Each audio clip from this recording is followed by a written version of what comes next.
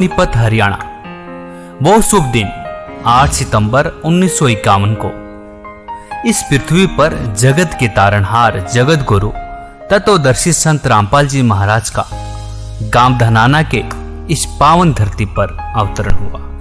दोस्तों, हम इस अपनी अमृतमय वाणी में कहा है कि धन नगरी धन भूमि धन, धन करणी धन देश, धन करणी धन कुल धन, जहां साधु परवेश। इस दास ने 17 फरवरी 1988 में परमात्मा की शरण मिली थी और उस दिन के बाद 6 वर्ष 1994 तक दास ने जेई की पद पर सर्विस की। काम करते, अपनी ड्यूटी करते करते भी हम भक्ति कर ही है। काम भी करो, भगवान ना भूलो, बुराई छोड़ दो। लेकिन 1994 में परमात्मा ने आदेश दे दिए गुरु महाराज ने कि तू इस काम ने संभाल। अब गुरु की आज्ञा का अवहेलन करना भगत का काम नहीं होता।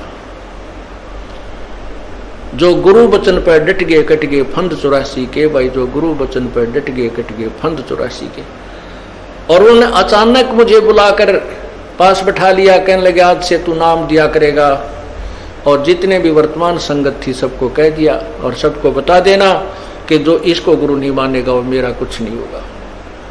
मेरे पसीने आ गए कि मैं तो 2 कौड़ी का जीव, एक मजदूर आदमी, और परमात्मा ये इतना बड़ी जो है ना, इतना बड़ा जिम्मेवारी का काम। और उनके पुराने पुराने भक्त निरे थे, लाल कपड़े पहन कर बाबा जी भी बन रहे थे, उनके साथ रहा करते। उनको सबको निकाल दिया था उनकी त्रुटियां देख जाकर। हमने नहीं पता था कि हो रहा है, क्या इनका मालिक का उद्देश्य है। जब वो 104-5 साल की उम्र थी उस महापुरुष की, हमारे पूज्य गुरुदेव की, और कहा मैं तेरे साथ रहूंगा। और तीसरा शब्द एक दिन कहा था कि रामपाल तेरे सब बराबर संसार में संत नहीं होगा, पूरे विश्व में तेरे बराबर संत नहीं होगा। अब इस दास का और संत का के मेल था। हम तो भगत थे, दास थे, भगवान की भक्ति करते थे, अपनी नौकरी भी करते थे, बच्चे भी पालते थे। अब कहते हैं साध वचन पलटे नहीं, चाहे पलट जावा ब्रह्मांड, उनका वचन नहीं पलट सकता। उन्हें जो कह दिया सो कह दिया। तो वही ये फल गया। नहीं, हमारी तो घर के ना सुने थे। शुरू में अकेला नाम ले रहा था, बालक भी तो बालक छोटे थे, वो तो घर जैसे कहूँ था मान जाए थे, उनकी माँ नहीं मानने, फिर मेरे माता पिता नहीं मानने। अगले भाई पुरानी लाग कुकर छोड़ना, बड़े साके में पा आया। फिर परमात्मा से अर्ज करी, धीरे धीरे वो समझन लागे। ना सुनते तो भी बोले जानता बावड़े की तरह। तो धीरे क्यों कान न कैसे बंद करेंगे वहां बैठे हुए। तो ये ऐसा निर्मल ज्ञान है, एक बार अंदर का सुबह कैसी सिरंजा जानते काम करेगी दवाई। तो धीरे धीरे कान के माध्यम से ये दवाई भेजी जाती है। और आज देख लो रंग ला दिया परमात्मा ने। उस परम पिता पूज्य गुरुदेव जी की शब्द शक्ति से सब काम चल रहा है और कबीर परमेश्वर हमारे सिर पर रहते हैं। तो परमात्मा उस दिन के बाद सन 1995 में इतने 21 साल के बाद इतने पाठ हम घर घर पाठ किया करते थे। 3 दिन पाठ करते थे और 1 दिन पहले जाना पड़ता था। ये दास स्वयं सेवा करता था, घर घर जाके उनके सब जहां हमने पाठ करने का स्थान देखना होता था उसकी सफाई करते थे। कईयों का देख का कमरा होता बड़ा सा, उसी में पाठ भी करना, उसी में खाना भी बनाना, उसी में खाना भी उसी में, सोना भी उसी में। तो उस ढंग से अपनी सेटिंग कर लेते हम, इतनी जगह हम पाठ कर लेंगे। तो मेरा जाना अति आवश्यक था उस समय, क्योंकि ये स्टार्ट था भक्ति का और स्टार्ट था इस 500 यज्ञ करने का। किसी को नहीं मालूम था, बच्चे थे सहयोग देने लगे। और धीरे धीरे फिर वो क्या हुआ कि इतने पाठ हो गए कि मुझे नौकरी, पहले तो क्या करता था, शुक्रवार को पाठ प्रारंभ किया, शुक्र शनि ड्यूटी करके सामने चले जाते, बृहस्पतिवार को, शुक्रवार को रात में तैयारी करते, शुक्रवार को शनिवार को अब पाठ प्रारंभ करके अपनी नौकरी पर चला जाता, फिर शाम ना आ लेता। शनिवार इतवार की छुट्टी हो जाती, काम चल रहा था। वो हफ्ते हफ्ते में हुए, फिर होने लगे डेली। अब अफसर भी दुखी और मैं भी दुखी।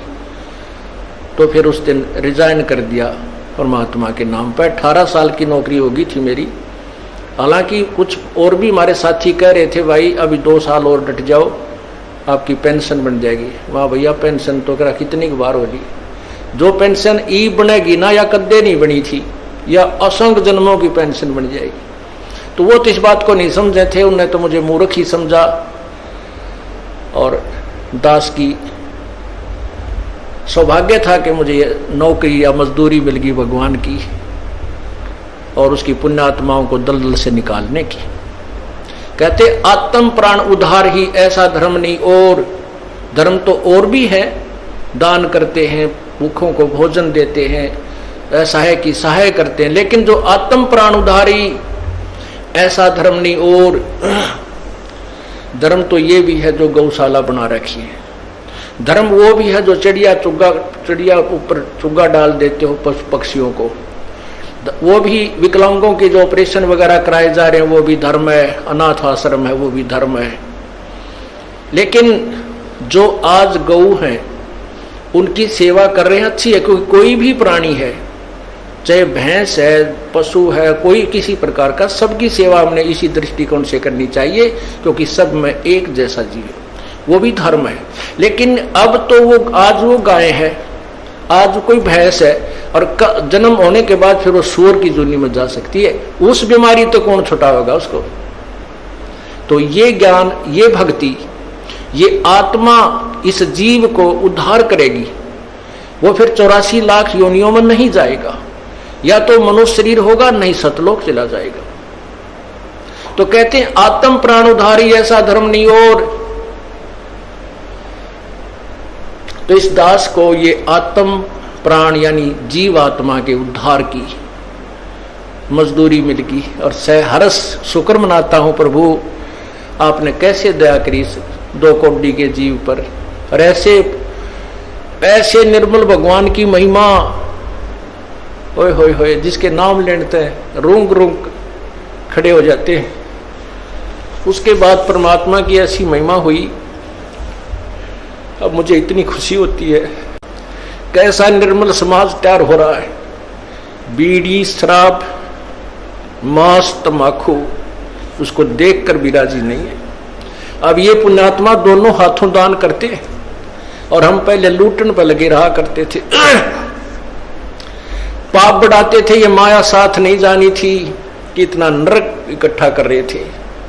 और परमात्मा क्या कहते हैं, सतगुरु के सजदा करूं कर्म छुटाए कोटि, और जो ऐसे सतगुरु की निंदा करें फिर जम तोड़ेंगे होठ।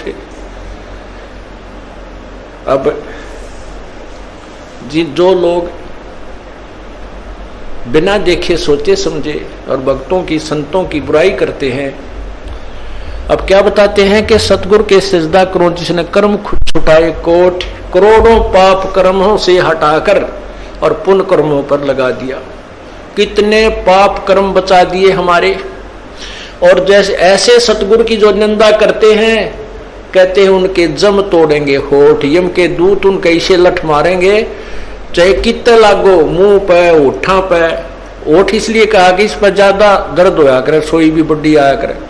तो कहते हैं वो जम तोड़ेंगे होठ जो बकवाद किया करते थे, संतों की निंदा करते थे। नित्यानंद जी महाराज ने यहां तक कहा है, भाई तू ना मानता ना, ठीक है अपना और काम कर ले और कुछ कह सुन ले, पर संत की निंदा मत करिए, ये तेरे लिए बहुत जबरदस्त पाप बन जाएगा। लेकिन जो इस मार्ग से परिचित नहीं, वो नादान बच्चे आग में हाथ दे देते, बिजली के तार को छू लेते। और ज्ञान होता सत्संग से, और सत्संग में ये काल नहीं आने देता। तो उस दिन के बाद परमात्मा की ऐसी रजा हुई कि बाग लाग गया भगवान का। और यही प्रार्थना करता रहा, परमात्मा तेरे बच्चे तुझे समझे पहचाने, दास को ये नौकरी दी है, इसमें सफल भी आप ही करोगे। इन लोगों ने तो आपको भी नहीं बख्शा था। जब